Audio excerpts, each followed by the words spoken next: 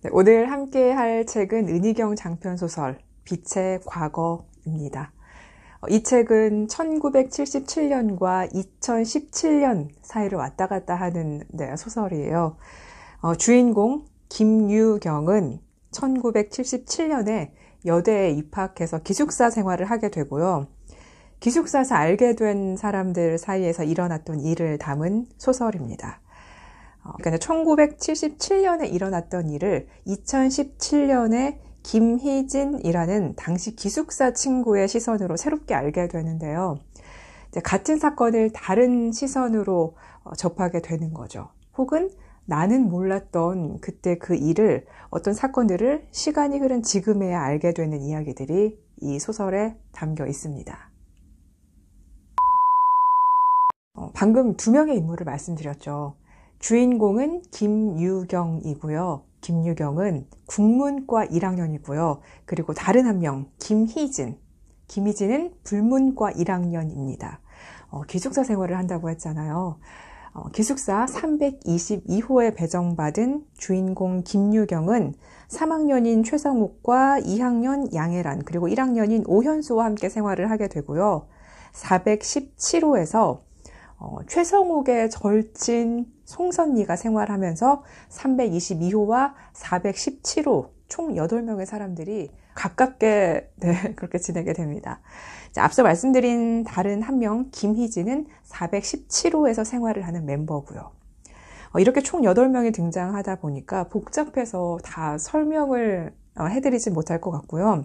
김유경과 김희진을 중심으로 말씀을 드리려고 해요. 김유경은 김희진을 가장 친한 친구가 아닌 것과는 상관없이 가장 오래된 친구라고 생각합니다. 40년 전에 기숙사에서 처음 만났고 지금까지 관계를 이어오고 있으니까 가장 오래된 친구일 수도 있겠죠. 40년을 알고 지냈으면 가장 친한 친구라고 표현을 할 법도 한데 그런 표현은 없고 가장 오래된 친구라고 표현을 했잖아요. 그러니까 그 사이에 이 둘이 40년 동안 계속 붙어 다닌 관계는 아니었어요. 김유경은 대학 졸업 후에 대학원 석사 과정까지 마치고 광고회사 출판부에 취직을 했는데요. 거기서 직장 상사로 김희진을 다시 만나게 됩니다. 그 뒤에 김희진이 먼저 회사를 그만두면서 연락이 끊어졌고 그렇게 또 10년 정도가 흐르게 돼요. 김유경이 시내버스를 타고 어딘가를 가는 중에 버스에서 흘러나오는 라디오 방송에서 어디선가 들어본 듯한 목소리가 들리는 거죠. 그게 김희진이라는 걸 알게 됩니다. 김희진은 그 사이에 소설가가 돼가지고 방송에 출연을 한 거였어요. 그렇게 김희진에 대한 소식을 알고 있다가 우연히 어느 카페 개업식에서 이 둘이 만나게 됩니다. 그 카페 단골들하고 모임 활동을 하면서 10년 정도를 또 김유경과 김희진은 함께 지내게 되고요. 그 모임이 흐지부지 된 뒤에 김유경과 김희진은 그냥 아주 가끔씩 연락을 주고받는 관계가 됐고 그 사이에 김희진은 총 8권의 책을 낸 중견 작가가 됐습니다. 이런 둘 사이의 관계를 잘 표현한 구절이 있어요. 끊어진 건 아니지만 밀착될 일도 없는 간격이 불규칙한 점선 같은 관계였다. 그리고 김유경이 김희진과 그렇게 오랜 시간을 알고 지냈지만 가장 친한 친구라고 생각하지는 않았던 데는 이런 이유일 겁니다. 그녀를 절친하다거나 좋아하는 친구라고는 말할 수 없을 것이다. 오래 알아왔던 만큼 서로의 세목에 익숙해서 초보적인 오해 같은 게 없었고 긴 세월 지켜본 바에 따라 어차피 바뀌지 않는다는 걸 알기 때문에 부분적으로 너그럽긴 했다. 그러나 그녀에게는 사람을 대할 때 미묘한 권력 관계를 만드는 습성이 있었다. 끊임없이 자신을 중심으로 돌아가는 관계의 자장을 만들어내고 우월감과 피해의식을 번갈아 써가며 그것을 정당화했다. 나는 나대로 소심함과 자기 합리화의 조합인 어정쩡한 온건함 뒤에 숨어 그녀의 그런 태도를 순순히 받아들이곤 했다. 열정은 단호한 구석이 있어서 금세 꺾이지만 친근함은 어느 정도 안이한 감정이라서 사소한 기억의 공유만으로도 쉽게 환기되었다. 그리고 내가 동의하지 않는 채로도 타인을 이해할 수 있다는 스스로의 유연함에 대한 자기 만족이 어느 정도 그것을 도왔을지도 모른다. 제가 방금 읽어드린 이 구절을 보면 김희진이 어떤 사람일지, 또 주인공 김유경은 그런 김희진을 어떻게 생각하는지, 또 그런 김희진은 어떤 사람인지를 아실 수 있을 겁니다.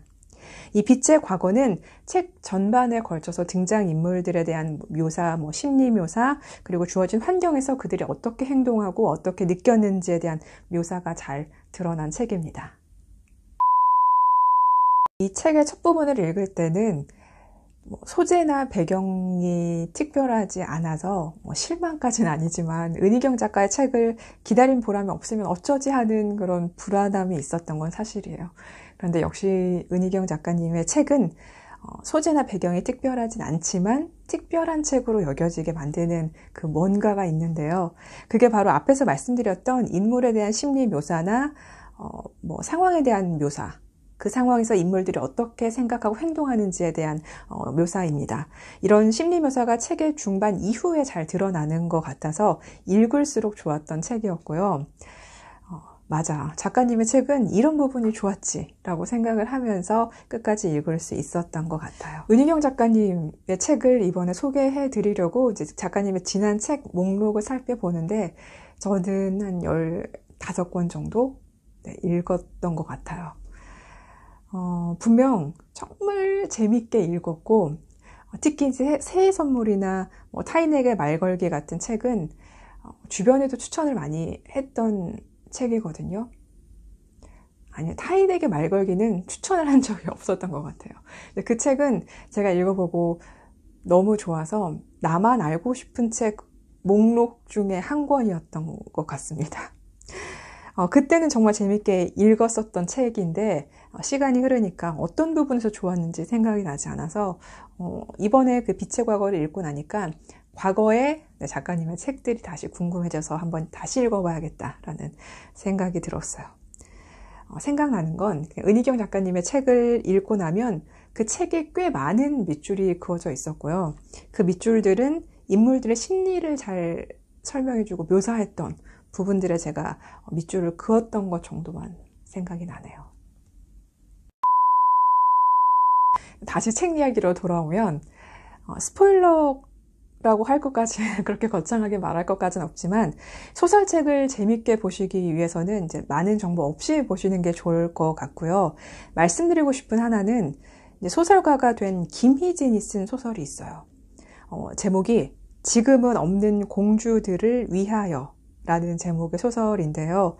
기숙사 생활을 했던 1977년 그때 이야기를 가지고 쓴 책입니다. 제목 속의 공주들은 그 기숙사 멤버들을 말하는 거고요. 김희진은 40년 지기 친구인 주인공인 그 김유경을 그 공주 중에 한 명으로 그려냈습니다. 이 빛의 과거는 김유경이 김희진이 쓴 그 소설 지금은 없는 공주들을 위하여를 읽으면서 과거로 돌아가는 과거를 회상하는 이야기라고 보시면 될 것 같아요. 지금 말씀드릴 이런 부분들은 책을 읽고 난 분들과 이야기를 한번 나누고 싶은 부분이에요. 저는 소설 속의 김희진이 너무 미운 거예요. 저라면 내가 유경이라면 이 친구와 인연을 끊었을 것 같은데 이상하게 유경이는 끌려다니는 것 같거든요. 그런데 앞에서 읽어드렸던 구절 있잖아요. 거기에 유경이가 왜 희진이를 계속 만났는지 나와 있죠. 어차피 사랑은 바뀌지 않고 서로 오래 알아왔고 또 유경이 자신은 소심하다 보니까 희진이의 태도를 그냥 받아들였고 또 그러면서 자신은 온건하고 너그럽고 유연한 사람, 그렇게 자기 합리화를 하고 자기 만족하는 사람이라는 표현이요. 이 책의 띠지를 보면 이런 구절이 쓰여 있거든요. 불완전한 우리가 마주친 다름과 섞임의 세계라고 쓰여 있는데요. 유경이는 그걸 알았던 것 같아요. 그러니까 서로 다른 사람이고 나와는 섞여야만 하는 상황에 놓여 있는 거고 희진이와의 인연을 그래서 어쩔 수 없이 이어왔던 것 같습니다. 마지막 이야기라고 하니까 뭔가 깔끔하게 정리되거나 거창한 이야기가 나와야 될 것 같지만 그건 아니고요. 이 책을 보면서 단막극, 뭐 예를 들어 KBS 드라마 스페셜 같은 그런 단막극으로 제작이 되면 참 따뜻한 느낌의 드라마로 나올 수 있겠다라는 생각이 들더라고요. 영화 써니 분위기도 날 것 같고, 또 얼마 전에 제가 벌새라는 영화를 봤거든요. 그 영화와도 결이 비슷한 느낌의 드라마가 나오지 않을까라는 생각이 들었습니다. 그 영화 벌새가 1994년의 이야기를 담고 있거든요. 이 책은 1977년의 이야기를 담고 있으니까 책과 영화 이 두 곳에서 다루는 시대가 좀 다르지만 그래도 뭐 몇십 년 전의 이야기를 다루고 있고, 과거의 이야기를 다루다 보니까 그래도 어느 정도 결이 좀 비슷한 느낌이지 않을까 생각을 했고요. 이 책이 단막극으로 제작이 된다면 영화 써니와 영화 벌새가 주는 느낌이 다 담긴 드라마가 되지 않을까 생각하면서 저는 다음 영상으로 찾아올게요.